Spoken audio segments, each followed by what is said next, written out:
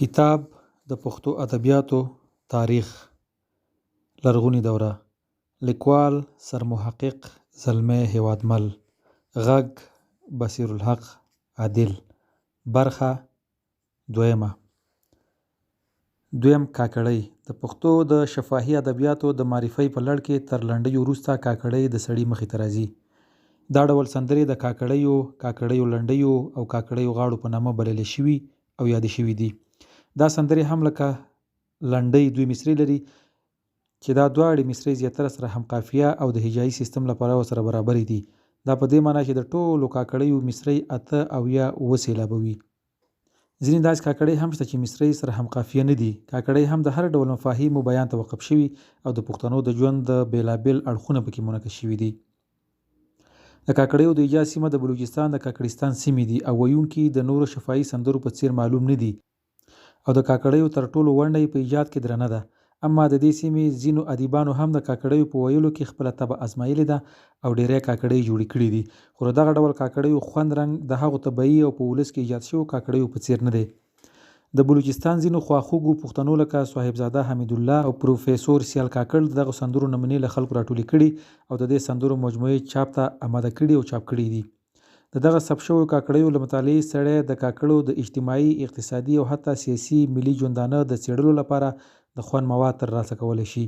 دا هم د کاکړیو څو نمونې: خدای دې ملسه، حسن خان، زه د سرو ګورو میان له، غازیان ډیر د جنگ به وسی، که غورلم حسن خان نسی، زه چې تلم بورې جړل ډیره وهلې وه زاولن، دا په ګل پرتې ګلۍ دي که سپین غاښ د شینخالۍ دي، زه د ننه ته د باندې اور مې بل دی تبۍ باندې، لو د سرې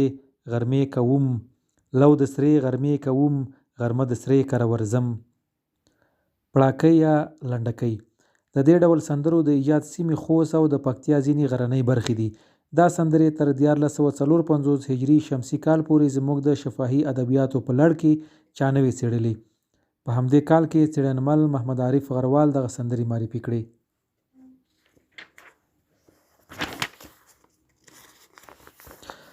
دا سندرې د پښتو د شفاهي ادبیاتو یو ځانګړی ډول دی. هره سندره یوه 14 سېلابیزه مصرۍ لري چې معمولاً د یوې بلې سندرې په پای کې په خاصه غاړه یا لحن ویل کېږي او په ځانګړي ډول د استعمال مورد نه لري.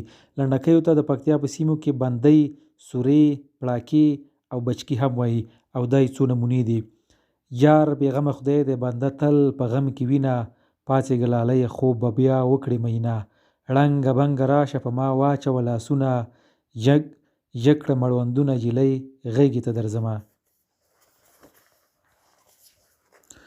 څلورم سروکي. د پښتو د شفاهي ادبیاتو دغه سندرې لکه چې له نامه څخه څرګندېږي د سندرې د سر حیثیت لري او نوره سندره د لنډیو په وسیله بشپړېږي. له دې څخه ښکاري چې د سروکو بشپړوونکې لنډۍ دي او سروکي له لنډیو پرته په ځانګړي ډول د استعمال مورد نه لري. داسې ښکاري چې سروکي د پښتو د خاصو سندرو لکه چاربیتو، بدلو، بګتیو او لوبو پاتې شوني دي. معنا دا چې د پښتو د ولسي ادبیاتو دغه ګردې یادې شوې سندرې هم هر یوه سر او په سر پسې بندونه لري. څنګه چې دا سندرې هم اکثره شفاهي بڼه لري. د وختونو په تېرېدو سره بندونه د خلکو له حافظو وځي او یوازې سر پاتې کېږي چې بیا یې د محلي ټنګ ټکور څښتنان د لنډیو په وسیله بشپړوي او د یوې بشپړې سندرې په بڼه یې وړاندې کوي. سروکي سره له دې چې زیاتره برخې د پښتو ولسي سندرو پاتې شوني دي، ځینې داسې سروکي هم شته چې ذوقیانو جوړې کړي دي. له هغو پاتې شونو او دغه نوو جوړو کړو سروکو څخه د پښتو د شفاهي ادبیاتو دغه ډول را پیدا شوی دی چې په عام ډول سروکي بلل کېږي. په ځینو پښتني سیمو کې نیمکۍ هم ورته وایي او د پکتیا د منګلو پښتانۍ پامونه بولي. د سروکو شکلي جوړښت مختلفې بڼې لري. ځینې سروکي یوازې یوه مصرۍ وي، ځینې 2 مصرۍ لري او ځینې 3، 4، 5 او حتی لا زیاتې مصرۍ لري چې زموږ ځینو فولکلور څېړونکو د سروکو دغه جوړښتي اجزا د پاړکو په نامه نومولي دي، لکه یو پاړکیز سروکی، 2 پاړکیز سروکی او داسې نور. د سروکو مصرۍ د قافیوي جوړښتونو او هجایي سیستم له مخې تر یو واحد قانون لاندې نشي راتلی. دغه سیستمونه په بېلابېلو سروکو کې توپیر مومي. سروکي په موضوعي لحاظ زیاتره د عشقي او مینې مسایل رانغاړي، نور اجتماعي مسایل او حتی د رزم خبرې هم پکې منعکس شوي دي. سروکي هم زموږ ځینو ښاغلو راټولې کړي دي، لکه د پښتني سندرې دوهم ټوک ټولونکو ښاغلي حبیب الله رفیع په پېښور کې پروفیسور محمد نواز خان کایر دغه راز سید محمد عمر د کوټې هم تر ټولو د مخه حتی د 19مې پیړۍ په اواخرو کې د پښتو سروکو ځینې نمونې خوندي کړي دي. ښاغلي عبدالکریم پتنګ د سروکو یوه ځانګړې مجموعه برابره کړې ده چې په پېښور کې چاپ شوې ده. دغه راز اوس د پښتو ټولنې د فولکلور څانګې د سروکو یوه لویه مجموعه چاپ تمده کړې ده. سروکي په دوه برخو ویشل شوي دي. یو عام سروکي دي چې د هر ډول ساز او سرود په محافلو کې ویل کېږي، لکه دا سروکي: پسې ورژه کړه سره لاسونه، لنډ کړه د ټیکۍ مزی دی، خال به دې وران شي، تورې سترګې خماري، درته کړم ناله زاري، د زړه زخم میکاري، شوم رسوا ستا په یاري، شینکي رودونه و پاچا د بلخ درې درې شینکي رودونه. له دغه سروکو سربیره ځینې داسې سروکي هم شته چې خاص د اتڼ په میدانونو کې ویل کېږي، لکه دا سروکي: تا ویشتلی موا بې غوره یاره، خوب خوب مې وړینه، درځم له ګلو اوس به لمن ډک دروړم د ګلو، او داسې نور. پنځم نارې یا غږونه. د پښتو د شفاهي ادبیاتو ځینې ډولونه زموږ فولکلور څېړونکو د پښتو د شفاهي ادبیاتو د ځانګړیو ډولونو په توګه معرفي کړي دي، لکه د اتڼ نارې، د هوتکو نارې، سنځرخیلۍ نارې، د نکلونو نارې او نور. د نارو دغه ګرده ډولونه زموږ د نارو یا غږونو تر یوه واحد سرلیک لاندې مطالعه کولی شو، چې ځینې د اتڼ په میدانونو کې د وینګ موقع مومي، ځینې تاریخي حیثیت لري چې د تاریخي نارو تر سرلیک لاندې راځي، او ځینې بیا نقلچیان د نقل په بېلابېلو برخو کې د نقل د کرکټرونو له خولو بیانوي. په دې ځای کې موږ دغه ګردې نارې په درې عمده برخو ویشلی شو. الف: د اتڼ نارې. دا نارې په عام ډول د اتڼ په میدانونو کې د اتڼچیانو لخوا ویل کېږي. د اتڼ دا نارې د اتڼ له سروکو بیلې دي. د اتڼ نارې یا سندرې د نارینه‌و په اتڼ کې هم ویل کېږي، او په ښځینه اتڼونو کې هم دا سندرې د ویلو موارد لري. د ښځینه اتڼونو سندرې د اتڼ سروکو ته ډېرې نږدې دي، او یا هماغه د اتڼ سروکي دي چې په ښځینه اتڼونو کې ویل کېږي. د اتڼ سندرې د خپل جوړښت له مخې 2 مصریزې، 3 مصریزې او 4 مصریزې وي، او ښایي تر دې د زیاتو مصرو لرونکو سندرې هم پیدا شي. قافیوي جوړښت د مصرو لنډوالی، اوږدوالی او هجایي سیستم هم ډول ډول دی. د ښځینه اتڼ نارې د سندرو یوه نمونه دا ده: لونګینه پر څنګ څنګ راواوړه، چې د شرنګ د بنګړو شینه لونګینه.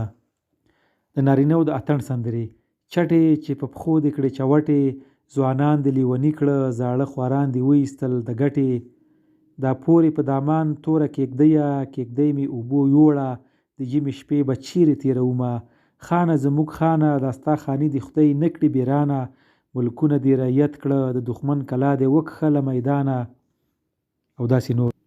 د اتڼ سندرې یا نارې په موضوعي لحاظ ډول ډول دي.